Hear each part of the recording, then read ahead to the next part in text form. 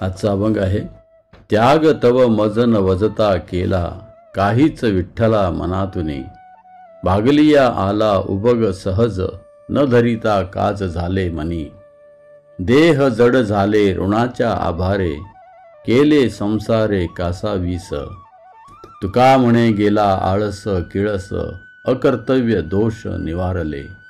याचा अर्थ आहे, हे विठ्ठला, मी कोणत्याही विषयाचा त्याग केला नाही, तरी देखील त्याचा त्याग घडला आहे. कारण संसाराच्या त्रासाने माझ्याकडून सहजच त्याचा त्याग झाला आहे. ऋणाच्या भाराने माझा देह जड झाला आणि संसाराने मला फार कासावीस केले.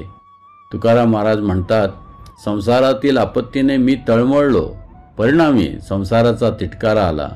त्यामुळे हरिभक्तीमध्ये उत्साह वाढला. म्हणून सांसारिकपणामुळे जो त्रास होतो त्याचे निवारण आपोआप झालेले आहे.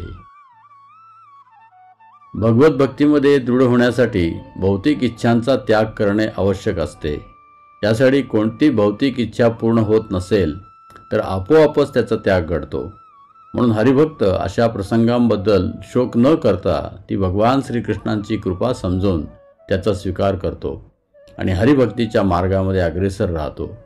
हरिभक्ताला या भौतिक जगाचे खरे स्वरूप माहीत असते, म्हणून तो आसक्त राहत नाही. या संदर्भात भगवान श्रीकृष्ण सांगतात, येही संस्पर्शजा भोगा दुःख योनीय एवते, आद्यंतवंत कौंतेय न तेषु रमते बुधा. अर्थात भौतिक इंद्रियाच्या संयोगापासून उत्पन्न होणाऱ्या दुःखाच्या कारणामध्ये बुद्धिमान मनुष्य भाग घेत नाही. हे कौंतेय, अशा सुखाचा आरंभ आणि शेवट असतो, म्हणून बुद्धिमान व्यक्ती त्यामध्ये आनंद घेत नाही. जय हरी विठ्ठल.